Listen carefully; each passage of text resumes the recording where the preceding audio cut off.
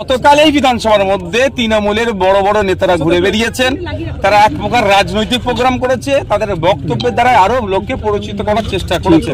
আমি একজন elected member, সেখানকার আমি জনপ্রতিনিধি, আমাকে সেখানে যেতে বাধা দেওয়া হচ্ছে। আমি অর্ডার কপি চাইলাম, আমার যেতে পারবো না। এই মর্মে কি অর্ডার আছে আমার এগেইনস্টে সেটা আমাকে এখনো দেখাতে পারেনি। আমি আছি, কতক্ষণ আটকে রাখে দেখি।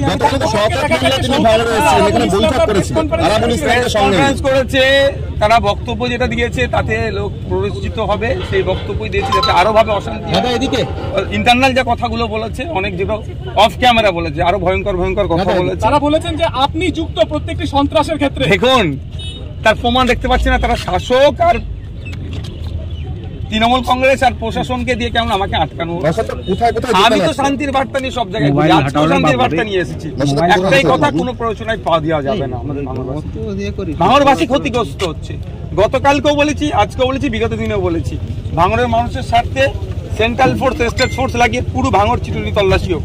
কোনোভাবে না ভাঙড়ে কোনো অনৈতিক কাজ হয়, তার কথাই বলেছি। কাটালিয়ায় ছিল, আমার অফিসে আছে, যাওয়ার কথা আছে। এই পরিস্থিতি এখন আপনি কি করবেন? আপনি কি এখান থেকে ফিরে যাবেন? দেখতে থাকুন কি করি। আপনাকে গতকাল এসপিকে জিজ্ঞেস করা হয়েছিল যে আইএসএফ কর্মীদের কারা মেরেছে, কোন প্রশ্নের উত্তর তিনি দেননি। তিনি খালি এসপি ম্যাডামকে অন ক্যামেরা বলছি প্রস্তুত থাকতে বলুন। অলরেডি এসপি ম্যাডামের এগেনস্টে ক্যানিং এর দিকে একটা চলছে তিনার অ্যাক্টিভিটি নিয়ে।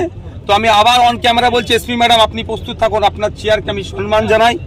তারপরেও বলছি, আপনারা যে অনৈতিক কাজ করেছেন এর জবাব আপনাদেরকে কোর্টে দিতে হবে, ইনভেস্টিগেশনের সম্মুখীন হতে হবে। এখন কি করবেন?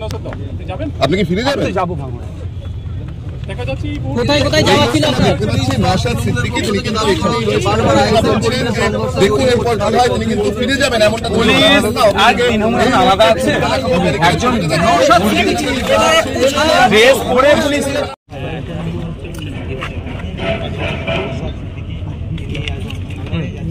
বলেন। এবার দাদা নাম কিছু পেলেন? যে ওইরকম কোনো ব্যাপারই নাই। এখানে যেটা বলছে পুলিশের তরফ থেকে যেটা দাবি করা হচ্ছে যে কয়েকজনের নাম লেখা আছে নোটিশে, তাদের সেই নাম কি আদৌ আছে?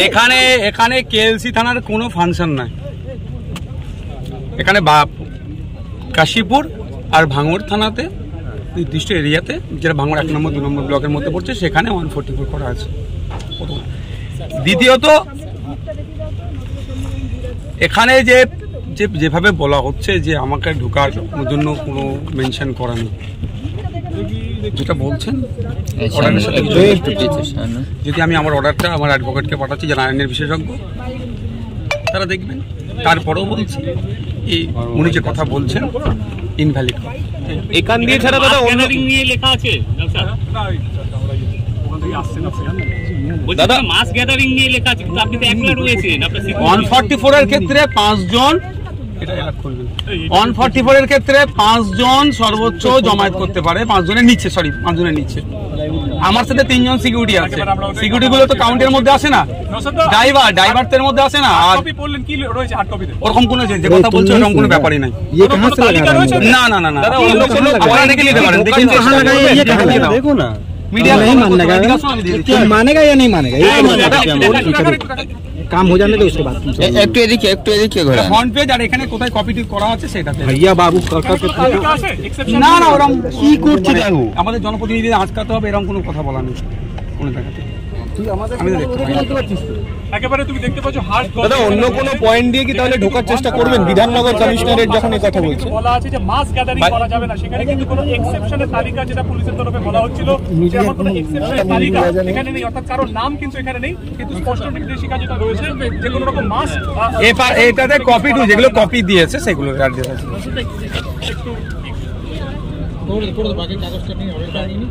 দেখা যাচ্ছে this order is directed to people in general residing in or visiting Baruipur sub division. অর্থাৎ এখানে কিন্তু কোনো তালিকা নেই, কোনো নামের তালিকা নেই, যে তালিকার কথা কিছুক্ষণ আগেও পুলিশের তরফে বলা হচ্ছিল। দেখা যাচ্ছে 144 এর এখানে ভাই ছাতা ভাই ছাতা এখানে হাত কপি দেবেন। আর যতক্ষণ না ছাতা ভাই এই কালারিং ছাতাটা সরাও।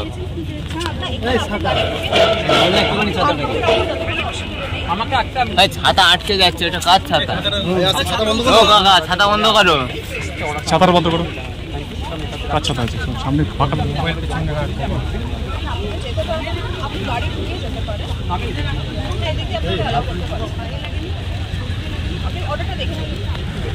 ম্যাম তাহলে কি হবে এখানে? আপনারা তো অনর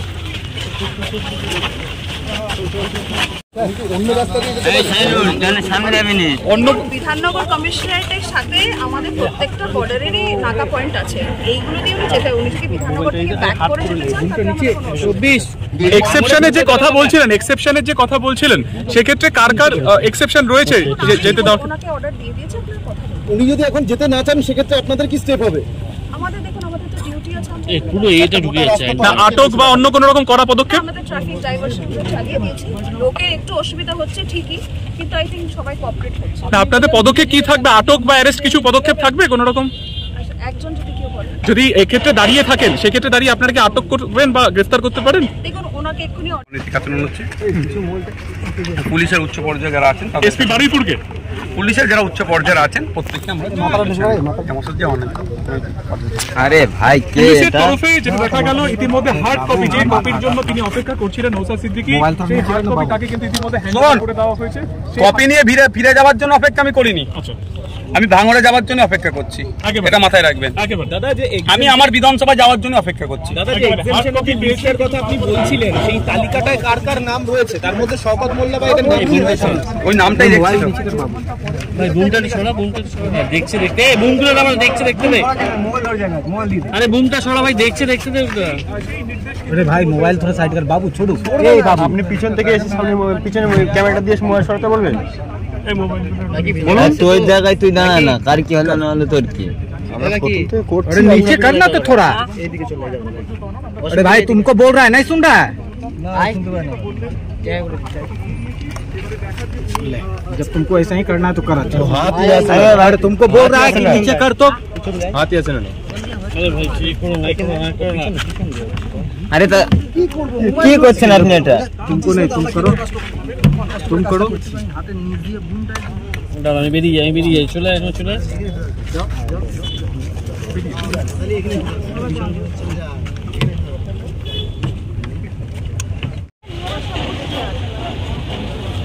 তাহলে আপনি গাড়িটাকে এখান থেকে লুটান করে নিন, আমার গাড়ি আগে আছে। এই রাজা কোথায়? রাজা তুমি আগে গাড়িটাকে লাগাও, সাহেবকে নামাজের ওপরে নিয়ে যাও। আইসি টেকনিসিটি আপনার গাড়ি আগে লাগান, ঠিক আছে? আপনি গাড়িটা ঘুরিয়ে নিন।